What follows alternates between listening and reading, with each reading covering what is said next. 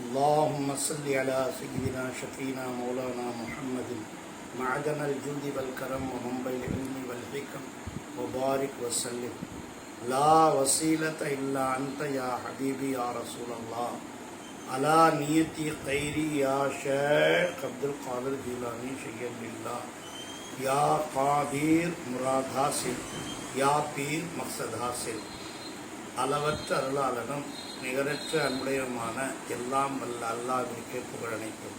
சலாம் என்னும் சாந்தியும் சலவாத் என்னும் ஈடேற்றமும் தங்கத் திருமணியாம் தாஹா நபி அவர்கள் மீதும் அஹ்லே பைத் ஆகிய அவர்கள் கிளையார்கள் மீதும் தாபையன்கள் தபோ தாபையன்கள் நாதாக்கள் இமாம்கள் ஷேகுமார்கள் இன்னும் இந்த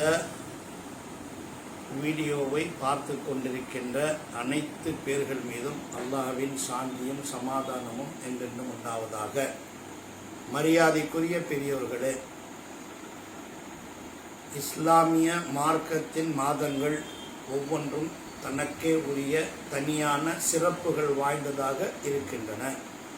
இப்பொழுது வந்துள்ள சஃபருல் முலஃபர் என்ற இந்த மாதம் மிக பெருமைக்குரிய மாதமாக இருந்தாலும் இது மிக அதிகமான சோதனைகளை உட்படுத்தும் மாதமாக முன்னாள் நபிமார்கள் அனைத்து பேர்களுக்கும் இறக்கி வைக்கப்பட்டிருக்கிறது.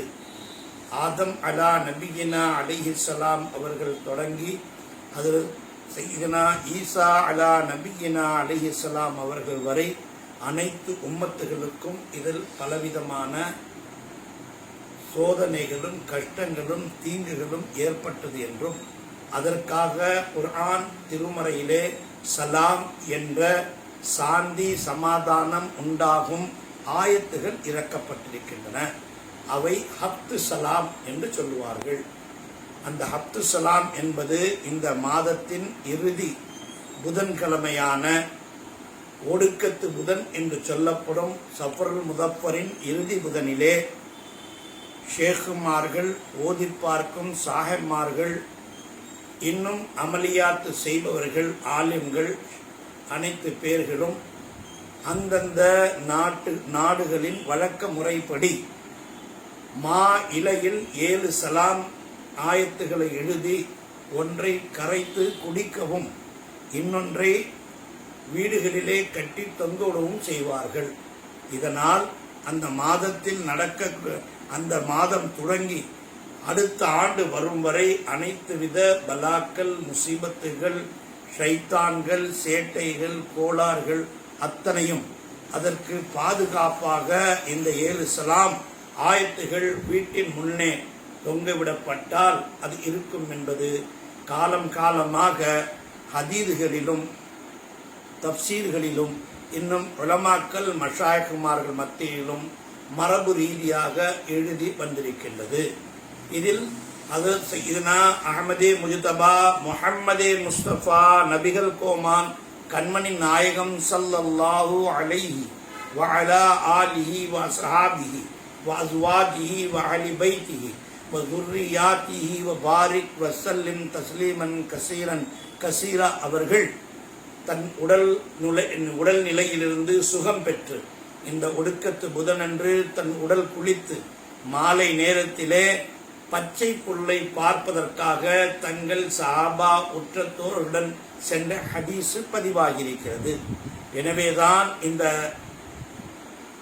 சஃபருல் மாதத்திலே சற்றேறக்குறைய 303,24,000 பலாக்கள், முசீபத்துகள், கஷ்டங்கள், இன்னல்கள், தொல்லைகள் இறக்கப்படும் என்று தமிழகத்தின் மாமேதையாம் அல் ஆலிமுல் அரூஸ் மாப்பிள்ளை லப்பை ஆலிம் ரஹ்மத்துல்லாஹி தஆலா அலை அவர்கள் தங்களுடைய கிதாபுகளிலே குறிக்கிறார்கள்.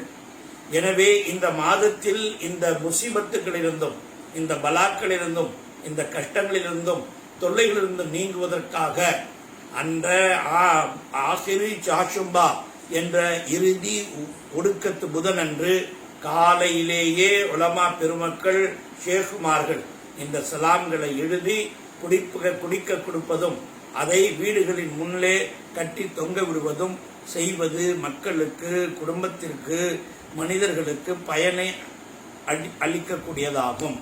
எனவே அந்த நேரத்திலே ஃபாத்தியா ஓதி துவா செய்து ரொட்டிகள் 3 செய்து அதில் கீரை வைத்து ஃபாத்தியா ஓதி ஒன்றை ஏழைகளுக்கு வழங்கியும் உற்றார் உறவினருக்கு வழங்கியும் ஒன்றை தங்களுக்கு வைத்து சாப்பிடுவதும் இருப்பதாக ஷேகுமார்கள் குறிப்பிடுகிறார்கள். அன்றி இந்த மாதத்திலே அஸ்ஸதுகத்து ரத்துல் பலா என்று சொல்லக்கூடிய அளவிலே இந்த முசிபத்துகள் பலாக்கள் இருந்து பாதுகாவல் தேடுவதற்காக 13ஆம் தேதி தேரா தேதி என்று உருதுவிலே சொல்வார்கள். ஆகவே இந்த மாதத்தின் 12ஆம் தேதி இரவு அன்று மக்ரிபுக்கு பின்னு அரிசியும் கருப்பு உளுந்தும் எண்ணெயும் வைத்து தலைமாட்டில் இரவு தூங்குவார்கள். காலையிலே அதை எடுத்து ஏழை மக்களுக்கு வழங்குவார்கள். அதேபோல் ஒடுக்கத்து புதனன்று இந்த பொருள்களை வைப்பதுடன் பணமும் வைத்து ஏழைகளுக்கு வழங்குவதால் ஏழைகளுக்கு அது மிக பயனுள்ளதாகவும் அதனை சதகா தானம் செய்பவர்களுக்கு சவாபும் கிடைப்பதால் இந்த மாதத்திலே அதிகமாக இந்த மாதிரி சவாபான சதகாவான தர்மமான காரியங்கள் செய்வது மிக முக்கியமானதாக கருதப்பட்டு செய்யப்பட்டு வந்திருக்கின்றது. இதை தவிர மாலை அசர் தொழுகை நேரத்திலே புறப்பட்டு தோட்டக்கரைகளிலும் பச்சை புல்வெளிகளிலும் ஆற்றங்கரை ஓரங்களிலும் பூங்காக்களுக்கும் சென்று வருவது சுன்னத்தாக கருதப்பட்டு அதை நடைமுறைப்படுத்திக் இருந்தார்கள். ஆனால் இன்றைய காலகட்டத்திலே அவைகளெல்லாம் புறம் தள்ளிவிட்டு சரியில்லை என்று சொன்னதால் இன்னல்களாலும் கஷ்டங்களாலும் நம் உம்மத்து பாதிக்கப்பட்டிருக்கிறது.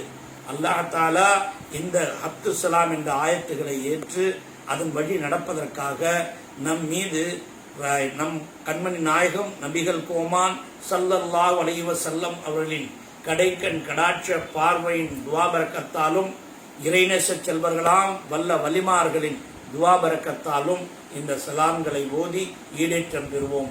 அந்த ஹப்து சலாம் என்று சொல்லக்கூடிய 7 சலாம் ஆயத்துகள் இவைகளாக இருக்கின்றன.